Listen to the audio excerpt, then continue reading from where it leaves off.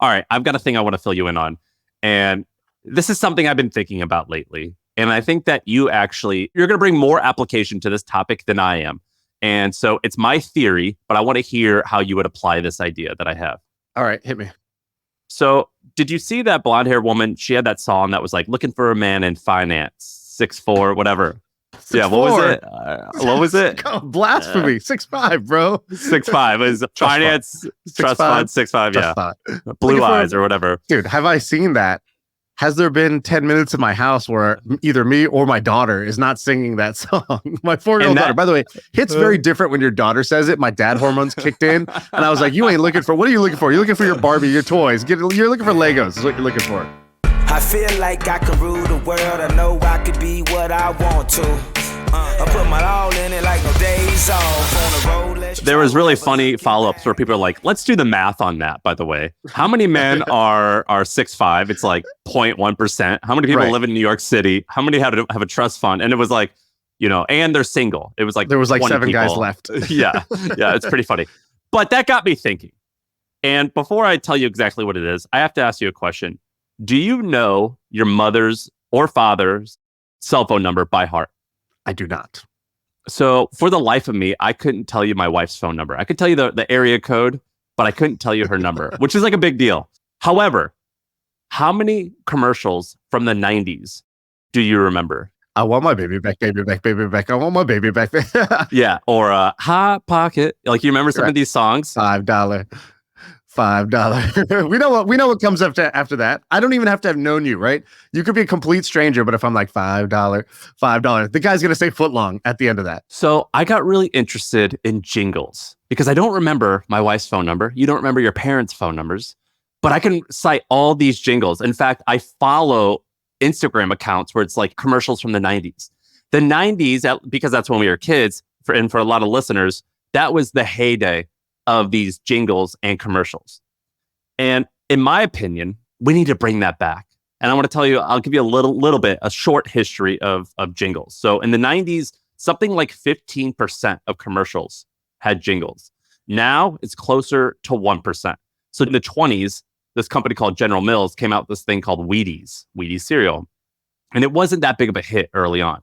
And so they were like, let's write a song about it. And we're going to create a commercial on the radio for Wheaties. And it's the first time that there was ever a dedicated commercial for a product. And the Wheaties wasn't really doing that well for the first 3 or 4 years. That song comes out in year 5 or so. It takes off. And now Wheaties is like a huge brand that we all know. And I think that we need to do more of that. In the 90s, it kind of kicked ass because when we were kids, there was like 50 or 60 channels. So there was less channels. And the key to a jingle sticking and like something to remember is you need to hear it tons and tons of times. So when the Wheaties commercial came out, they ended up playing this song something like 300 times a day on a variety of radio stations. And back then, there weren't actually that many radio stations. And so repetition is important. However, once YouTube, Facebook, whatever came about, we have so many different channels. However, when you run Facebook ads, you can increase the repetition, the frequency, I think they call it, right? You can increase frequency. And so you can see, like, am I hitting the same person 20, 30, 50 times? A lot of times with ads, it's just a photo, right? It's usually a photo for like, there's little silly trends. Like for a long time, it was pointing an arrow at something or zoom in on someone's face. There's like little silly trends that you'll see one successful brand do. Everyone copies them. Yeah. One we had was we would write the ad in the Notes app on iPhone, take a screenshot of that. So it looked like someone was sharing a screenshot from Notes, but it was actually just an ad. Yes. And I remember reading or seeing this short video. It was launched at Sundance, actually. It was like a featurette in 2016. Maybe you saw this, but it was about people who have Alzheimer's and they were like really bad. You know, they're elderly, have Alzheimer's, and they were just out of it all the time. And so these doctors played music that the people would have listened to when they were in their 20s and 30s. And all of a sudden it clicks and they start singing the song and they're like, oh, I remember this song. I was in the army doing this or whatever. And that's when I met my wife. And then they like have the next 3, 4, 5 minutes, they're like speaking normal. And it kind of like made me realize music is really important for that reason, but particularly for advertising brands and products. And I've been trying to think about what does a jingle have that makes it work? And so I have it down to a few things. And this is a little bit for the modern day jingle, what it needs. The first thing that I think it needs is it needs a little bit of cringiness. I think with ads, we be like, this needs to be cool. Like it needs to be a little bit overly cringe. That's the second thing that you have to have is it has to be incredibly repetitive. For example, do you remember that song?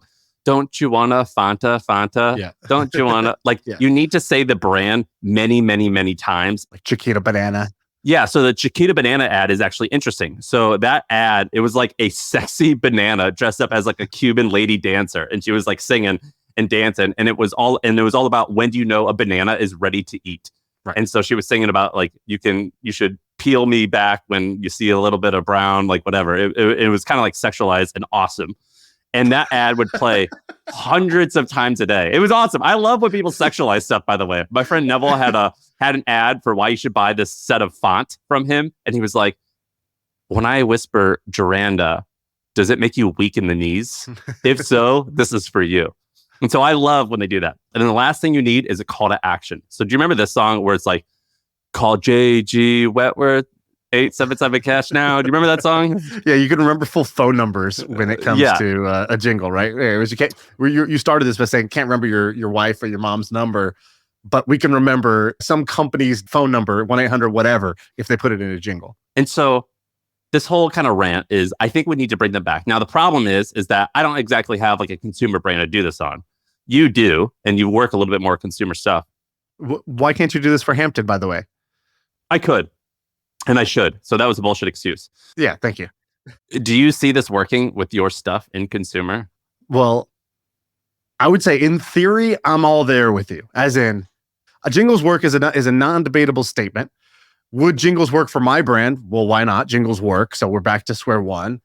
Do jingles still work? Yeah, I'm pretty sure it still works. I think you might have to tweak the form factor, maybe make it a little shorter or whatever. You know, like McDonald's, like what they do now is they have their whole commercial and then it's ba-da-ba-ba-ba, I'm loving it, right? They just hit that at the end as like a little 5-second hook at the end, which was shorter than maybe how jingles used to be, where it was much more of the whole commercial. So I think there's maybe some tweaks that people are doing to them, but they for sure still work. So I'm with you. And I'm also with you that I'm surprised that they've declined because the brain has not changed. In fact, there's a thing I think people call the phonic loop or something like that, the phonetic loop. I forgot how they call it, but it's like the people who study the brain and the ear. And there's like neurologists. There's even somebody called like a musicologist. They basically try to figure out why is it that when we teach kids that they learn easier through nursery rhymes. Yeah, there's like a nursery rhyme to like learn your home address. Like, have you ever seen those? Dude, I could tell you Caracas, Venezuela, Lima, Peru, right? I could tell you like the capitals of South America that I haven't thought about in 30 years. But when I was 6 years old, some teacher taught us the song, right? Or all of the states, right? I could teach my daughter the states much faster than I could teach her numbers because I could turn it into a song. And so there's something in this, right? And I think they call it earworms. It's basically what they call it when a small repetitive snippet of a song or a slogan or a jingle just gets stuck in your ear, right? And that's called an earworm. And so using this to improve recall, improve memory, and even make your brand associated with something that's kind of fun or upbeat or positive definitely has value. Now, the question is, why don't I or you or any of us kind of modern marketers use this? And I think really most people would say, well, it doesn't work anymore. The form factor changed. People got over it. Blah, blah. I don't think any of that's true. I think it's just like fashion. I think it's marketing fashion trends. I think it's out of vogue right now. And as soon as somebody brings it back in, it will become a thing again. Remember Dat Piff? That was where like mixtapes were. It was like rappers. Yeah. So it was like Lil Wayne would put out like a rap a day on Dat Piff, and he would just churn these suckers out. I think you need a certain creative type of person to be able to do this, but we can definitely churn these out in a relatively fast way and see what works, which is different than a commercial. But one of the reasons why I think it went away is, so the things that you and I liked when we were 9 or 8 years old, by the time we're 15 to 25, that's lame. That's no longer cool. But then we get in our 30s and we're like, oh, I remember that. That was awesome. You know, that was so cool. Like, it's kind of like the feeling that you get when you see a Surge, like a Surge drink, like a soda. You're like, oh, I remember that. That was so awesome. I remember that as a kid. And you get like this nostalgia. And so I think what we can do is look at all of the past things that worked well with the brands that we liked when we were younger. I really think you can replicate them within like the law and actually not copy. And the reason I think that is because the $5 footlong song and McDonald's songs, they're coming back. And so they're reusing a lot of these songs now, because once your customer base is a bit older, you can reuse the same stuff and it becomes cool again because it's nostalgic. I'm subscribed to My First Million on YouTube. There we go. Well, we could workshop that. If you want your ad to be memorable, which we all do, then using one of the most sticky things, which is like a jingle, it compresses several things together, right? A feeling, a positioning, right? $5 footlong, nationwide is on your side, right? Like compresses a position plus a feeling into 4 seconds, 5 seconds, 7 seconds, and in a package that is now easily transmissible, right? You can sing it, you can hum it, you can tell it to another person, as well as sticks with you. So like, of course, that's a good thing if you can do it. I got something that's kind of interesting, totally different angle, but I think you'll like it. Are you familiar with Polymarket? Is it gambling for crypto? Well, that's one way of looking at it. It's a prediction market, which is sort that's of an aioli mayonnaise situation with gambling and reframing gambling, but it actually is a way to go bet on a prediction that you believe will happen. So if I go to Polymarket right now, I will see the top bet. $237 million has been bet on who will be the winner of the 2024 presidential race. And right now, Trump is a 61% bet. Joe Biden, 19% odds. Kamala is 10%, et cetera. And so you could see for any idea you have that there could be a betting market for it. So like, you can go to sports, and right now I think the Euro Soccer Cup is happening right now, and Spain is the top favorite bet with 34%, or you can bet on Wimbledon right now. But you can also bet in like scientific things. Like there's a bet right now, what will be the June 2024 temperature increase? And it's like, more than 1.09, less than 1.09, you can bet on, will this hurricane hit the United States, yes or no? And right now that bet has played out where like, if you click it, you can see that when it started, it only had an 18% chance of yes. Right now it's a 99% chance, which means it's about to hit or almost certainly hit. So that bet is played out or playing out right now. And you could see the top bettors. So there's a guy named Revenge Tour 1984 who's bet $2.3 million this week. No, I don't know if it's that week. I think it's it says top volume this week. Okay, maybe it is. If you go to his profile, so he's the top bettor on the platform right now. So he's got 1.66 million in bets placed, basically. His positions that are out there. He's got a P&L where his profit and loss is he's up about $1 million so far on Polymarket. And he's traded $169 million worth of bets. So like right now, for example, he's got a bet out. Will J.D. Vance win the 2024 Republican VP nomination? He bet it when it was at 6 cents. It's currently at 31 cents. He could just sell that position today and bank the profit, even though it hasn't happened yet. So you can win even if your thing doesn't win, as long as the odds go up. So a couple of years ago, I got on Polymarket and I got really addicted to this thing. Every day I was going, and I basically had like a $10,000 slush fund that I was just betting on Polymarket. And I think I ended up making $5 or $6 grand. And then I cashed out because now you can't do it in the United States. They like ruled against it basically. So all of this volume, they're doing about 50 million a month in volume, which is huge. Probably the most popular crypto app right now is Polymarket. And so they've done 400 million this year in betting volume. So they're on pace for almost $1 billion of betting volume this year. What did you bet on?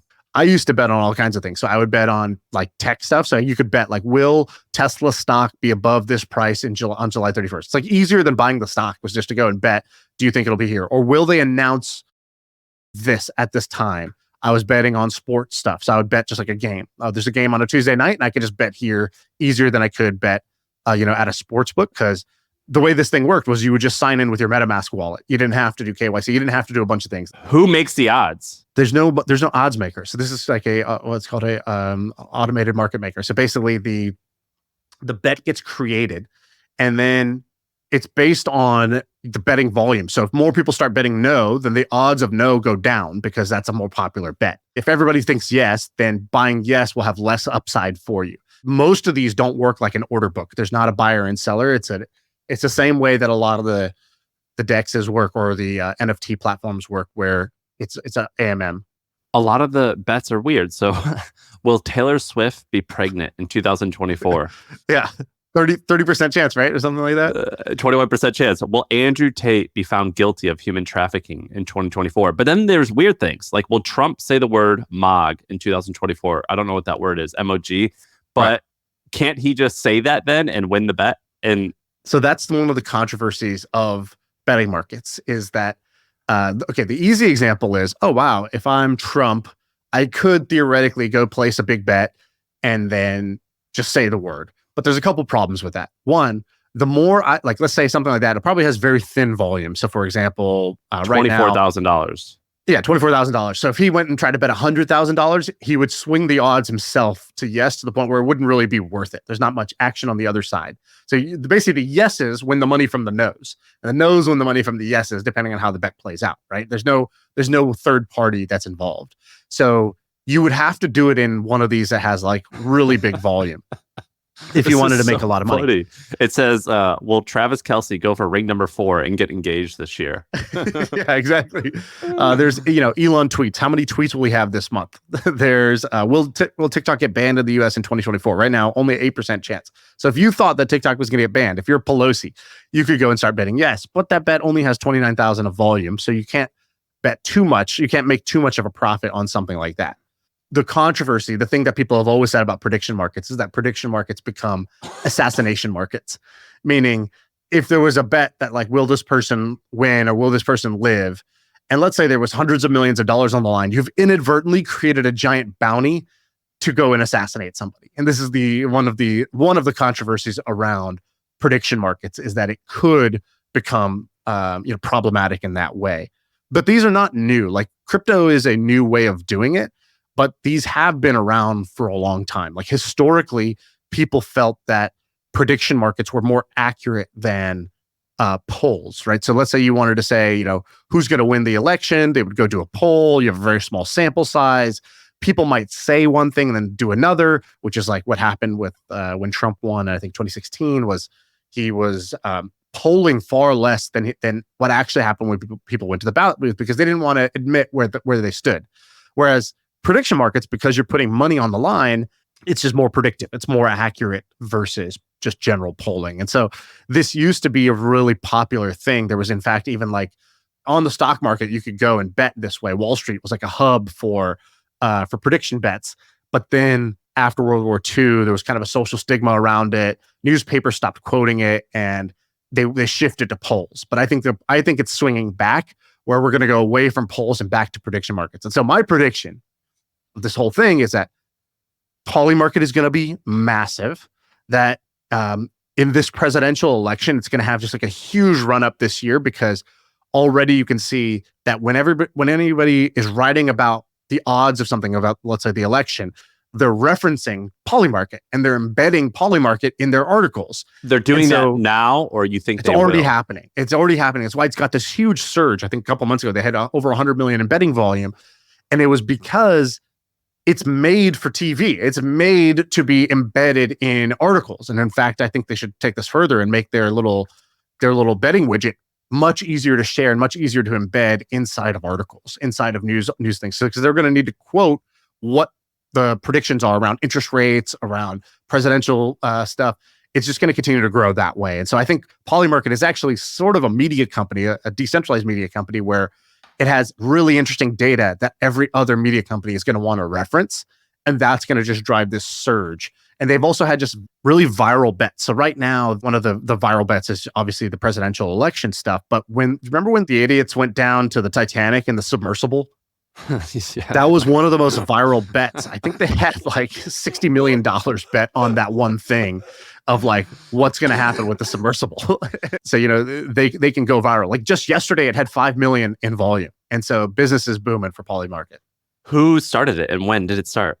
This guy, Shane Copland, I think is his name.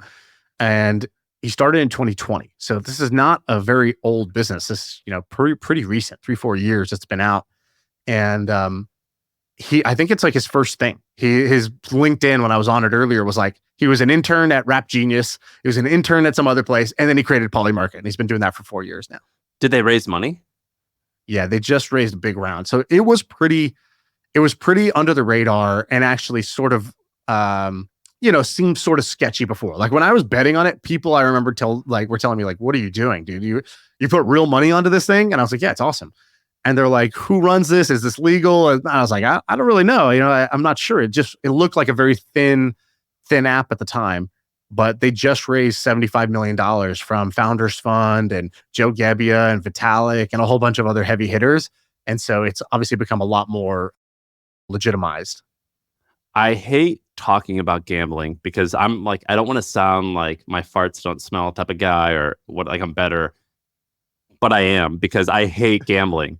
Like I don't like gambling, and I don't particularly love products that make it more popular, which is weird because I have vices. Like I love nicotine and shit like that. So I would be bummed if no one made that stuff, but I feel weird making this more popular. You know what I mean? I understand. I don't know. Obviously, I enjoy betting. I've bet on many things. I have a bit of a betting problem, I would say, is the honest way of explaining it. It's like porn. We consume it, but we're like, that's disgusting that you would do this for a living. That's disgusting. Zip. Yeah. It's like, all right. So, but I think there is actually a lot of value in this. So I think that the wisdom of the crowds has always been a phenomenon I've been interested in. And I think it's just a more pure form of information. Like, I think that it is very easy for the news to tell you one thing or random polls to be quoted and claimed. Like, I like things that are more ground truth. And I don't know, like more ground truth is a actual betting market on something. That is what people actually believe. And the wisdom of the crowd, it is very hard to beat the wisdom of the crowds when it comes to betting. I don't know if I buy that yet, mostly because I'm ignorant to these predictive markets. In 2016, whatever existed before Polymarket, what did it say about the election? It wasn't as popular back then. So there's been like Augur and a couple other crypto prediction markets, but they were never mature enough. They didn't have enough volume, or the people that consumed them were only crypto degenerates. And so only crypto degenerates skewed one way. It's almost more like a poll in that case. So I'm not sure what they said then. All I know is that all of the polls were wrong. 538 was wrong. All of this sort of like data science around polling was so wrong during that. And I know that also that the other unrelated data point is that one of the things that helped FTX take off back then was Sam Bankman-Fried was one of the first to put political bets on his platform, I think in 2020. And it was a big accelerant for FTX was letting people bet on election information back then. And people around the world wanted to bet. And so it was a way to attract a lot of liquidity to FTX at the time. What was his like philosophy, SBS philosophy? It was like, what was it called? Altruism? Yeah, effective altruism. But doesn't him having betting on his website go against that? No, not at all. Effective altruism doesn't mean no sin, no vice. Effective altruism basically means make as much money as you can. The highest impact way to give and contribute to the world is to first like do something that's going to accumulate a huge amount of capital so you can reallocate it to like getting them addicted to things that they spend all their money on. If you're Sam Bankman-Fried, right, you are more value. Like you have two choices. You could go work for a nonprofit or go volunteer in a soup kitchen and pour soup every day. But that's a pretty low leverage way to contribute.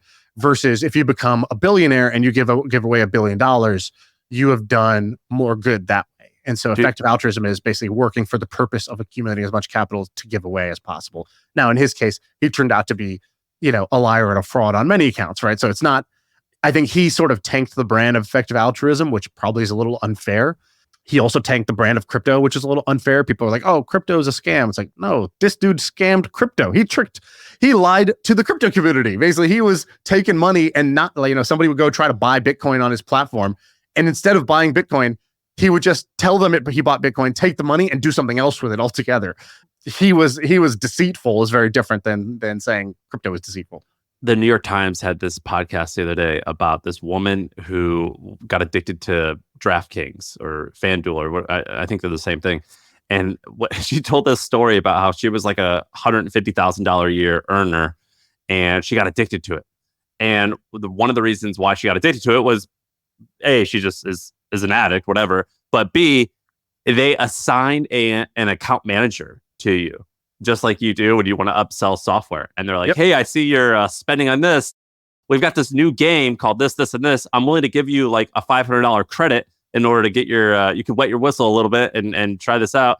And she was like, telling the story, and I'm listening to this. I'm like, hey, that's the same tactics we did to like get people to buy ads. Like you like say like, hey, you're a new customer, we'll hook you up this time, and hopefully you get addicted to us. You want to give us more money. But they were doing that with this woman when she eventually got into $350,000 of debt, and she got divorced. It was like a whole issue, and she was like, they're still they're still sending me emails trying to get me to like try these new games. And I want to try them so bad. Like they sound so awesome. Oh, God. And so it kind of, this whole online gambling thing kind of left a bad taste in my mouth, particularly because now you watch UFC is the only by sports. The way, same thing happens in like, bunch of different fields, but also just the entire mobile gaming market. Things that look very harmless, Candy Crush. All the mobile gaming companies work the same way. They're all hunting for whales. The whole business is you go try to acquire 100,000 users, and you're looking for the few users that are going to spend $100,000 inside your app.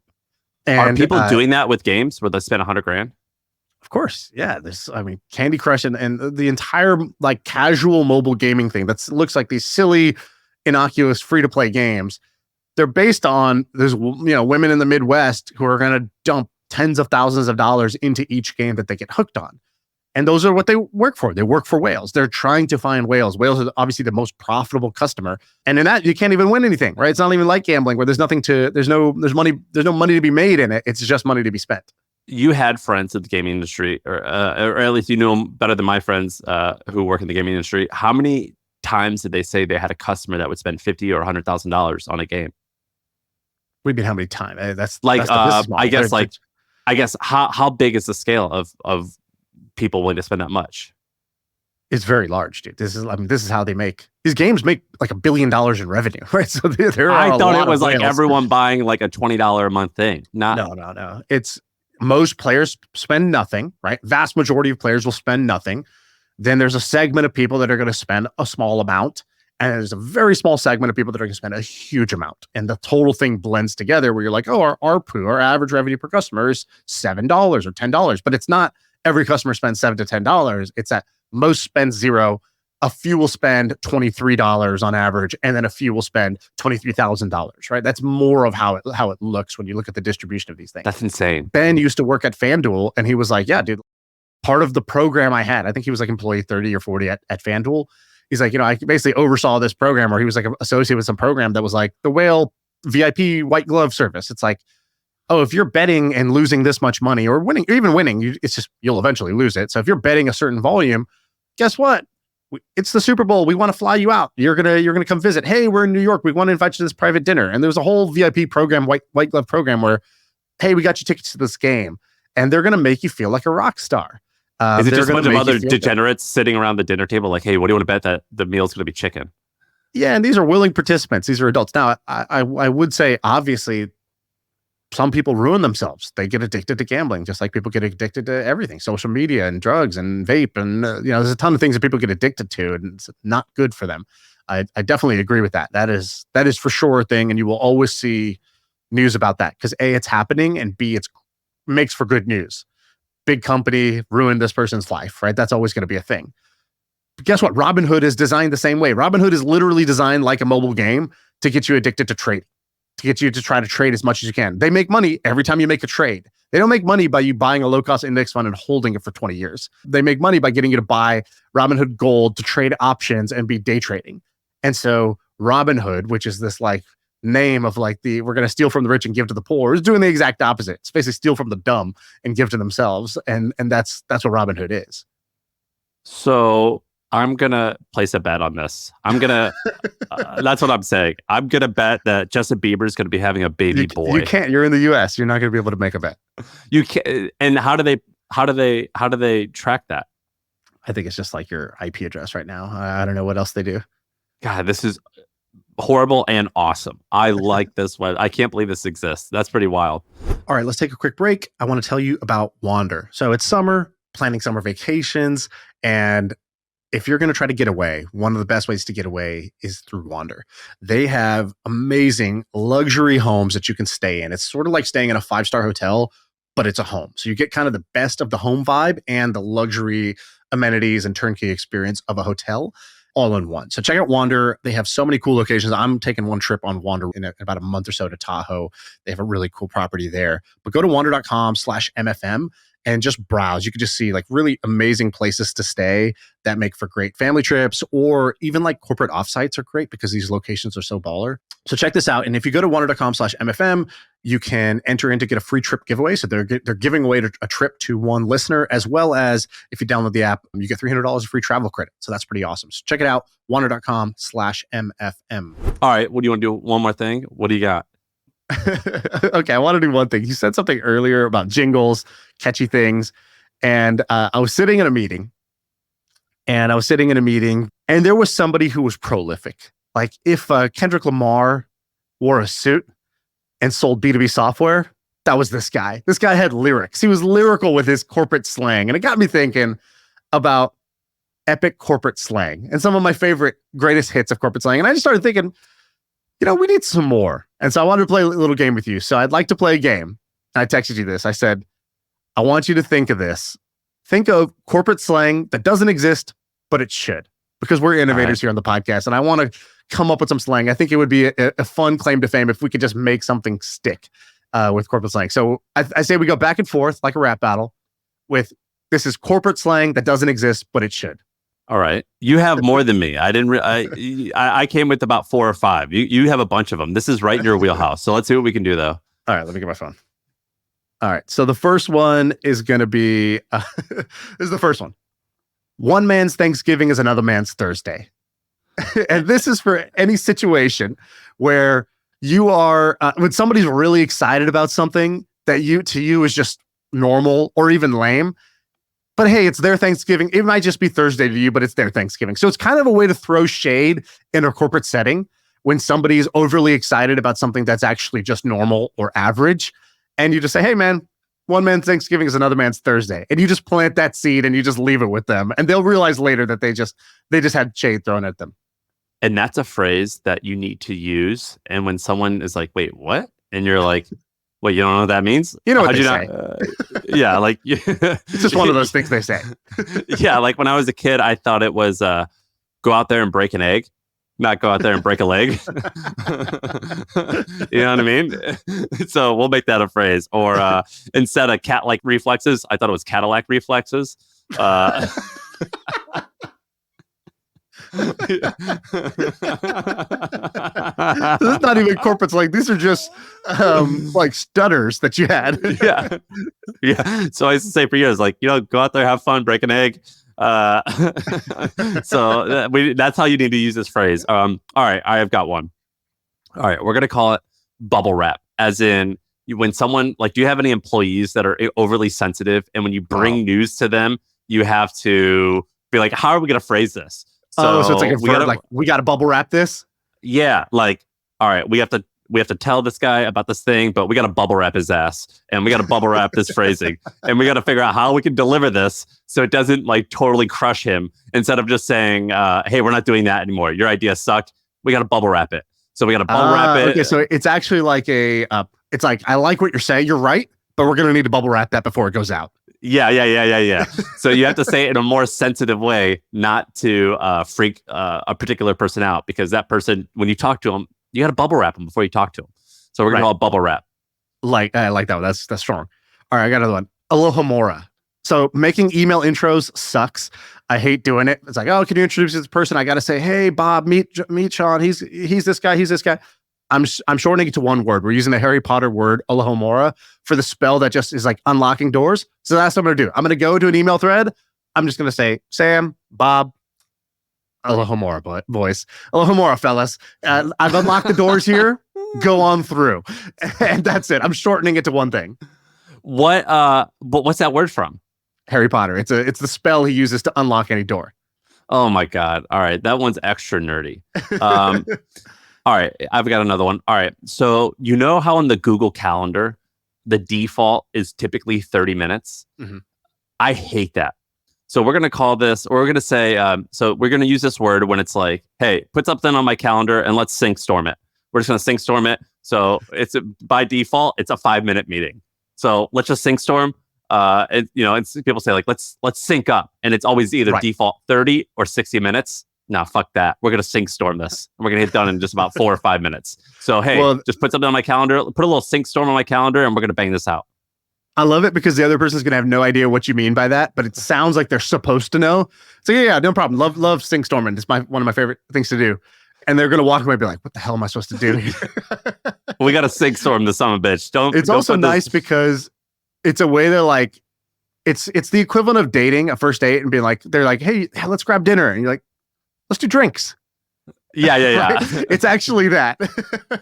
Yeah, you got to SingStorm it. All right, what do you have? All right, we got to crash the boards here. So this is a sports one that's going to be used in the corporate setting. So it's when you're emailing people, but you're not following up hard enough. So you're emailing a prospect, you're trying to do a sale, and you notice there's just no follow-up. There's no follow-up email. So either you could just use it, like, when you're following up, you could be like, "Hey, I'm just crashing the boards here." Or you could tell your sales team, be like, "Hey, we really got to crash the boards here, fellas." And they know, oh, that means we got to really just follow up stronger. I used to use the word blitzkrieg when referring to that. And then I realized that referencing World War I, World War II, Germany, and their military tactics probably wasn't the best thing. And so you're a little too blonde hair, blue eyed to be using that one. Yeah. We have to bubble wrap blitzkrieg and use crashing the boards. Exactly. That's pretty good. You got another one? Yeah. So let's do. All right. So how when you have a meeting, and oftentimes, even if it's a good idea, it turns into a vote a lot of times, where it's like, look, not everyone thinks that's a good idea, so we're not going to go with it, even though a lot of times the non-popular choice is the good one. And so what you do is you try to like be political and get people on your side before the meeting. And so like they vote for your idea or whatever. We're going to call that landsliding. Look, we're going to have a meeting, but we got to landslide this in advance. And we got to get everyone to vote for our side, and we got to landslide this meeting. This idea needs to get landslid. So we're going to call it landslide. That's powerful. I like that. All right. This is when you got an employee who it's sink or swim. You got somebody new and you need to really figure out what they're made of. Are we boiling eggs or potatoes here? And it's a way to ask about somebody what they're really made of. Because when a potato starts out really hard, but if you boil it, it gets soft. But an egg starts out soft, but if you apply some heat, it gets hard. And you want eggs. You don't want potatoes in your company. And so that's where you put that out there. And it's when times are getting tough and people are wilting, they're folding under the pressure, under the heat. You just got to ask, are we boiling eggs or potatoes here? That's a good one. I think that's an old phrase from the South. Haven't I heard like grandpas say that? Have you ever heard that?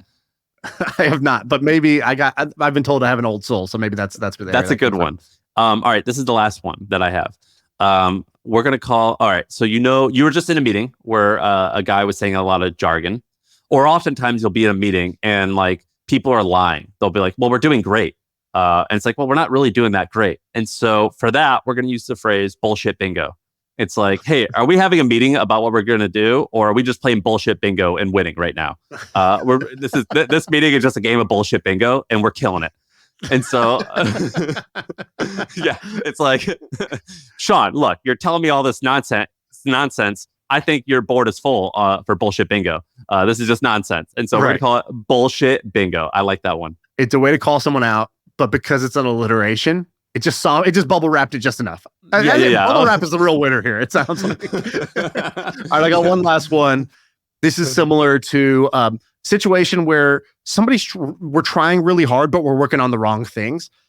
Feels like we're just massaging elbows here. It's when you're working on a problem and you're working really hard, but you're working on something that doesn't really matter. There's not enough meat on the bone there. And so you're just massaging elbows. It's the wrong place to be applying the effort. I like that one. But you have one more that I think you should finalize with. The one about a tree. Yeah. So this one came from Diego because I was brainstorming with him. And he goes, it's when you have an employee. Okay, so the phrase is, I think we're trying to teach a fish how to climb a tree. And it's when you have an employee and you put them in a position that's not really their core strength. They're great as a fish, but they need to be in water. And you put them in a position, maybe it's a technical person, you got them on sales calls. And we're trying to teach a fish how to climb a tree here. And you'd just be better off putting them in their natural environment and letting them succeed there than really just working against the laws of nature. Have you used any of these phrases yet? I'm going to start. This was a SingStorm, and so now I'm ready to start. Nice. There was this TikTok I saw where it was this teacher, and he goes, my new favorite thing is to talk to my Gen Z or whatever students and to say phrases and then gaslight them that they don't know what they are. He's like, I just make up phrases. And I think one of them was pebbles. He was like, pebbles is like the opposite of a mountain or the opposite of a boulder. So it's like, hey, why are you crying over this problem? This is a small problem. It's pebbles, baby. Like, you don't have to freak out about this. And he would just like throw these phrases. Dude, that's pretty in. sick, actually. Pebbles is a good one. And I think another one was he was like parked. So it was when the day is going really slow or something's not moving. So for example, man, it's only lunchtime now. Like this day is so parked. And like it's going so slow. And so he would use in this TikTok, he's like, I use these phrases and they look at me and they're like, what does that mean? And I'm like, you don't know what that means? Like nerd, you know? And that's what we have to do with bubble wrapped or teaching a fish how to climb a tree. We're like, how do you not know what that means? We have to act like it's normal. And so when we have had potential. First of all, parked and pebbles, I think are elite. I don't know. I think bubble wrap is pretty elite, to be honest. But in the YouTube comments, let us know which one was which one you're going to actually adopt. Which one was ready to go. We have to have some like buttoned up billionaire guest or something on and just like we just start using them. We're just start using them. And we'll use them so many times. And just like, for example, do you remember that movie Super Troopers where they're cops and they're like, hey, you want to play the meow game? And so instead of saying now, they use the like, give me your license, right? Meow. And they're like, let's see if we can play. Let's see who can say meow the most. Put in here? Yeah. That's what we have to do with our next guest. Is like, so like, Dharmesh, did you were you able to give it to him blunt or did you have to bubble wrap it? You know what I mean? Just see, do they react or do they try to roll with it? Yeah. Are we gonna wrap up here? Is that it? Are we gonna? Was this podcast a sixth storm? Yeah, I think we gotta end it there. All right, that's the pod. I feel like I can rule the world. I know I could be what I want to. I put my all in it like no days off. On the road, let's travel, never looking back.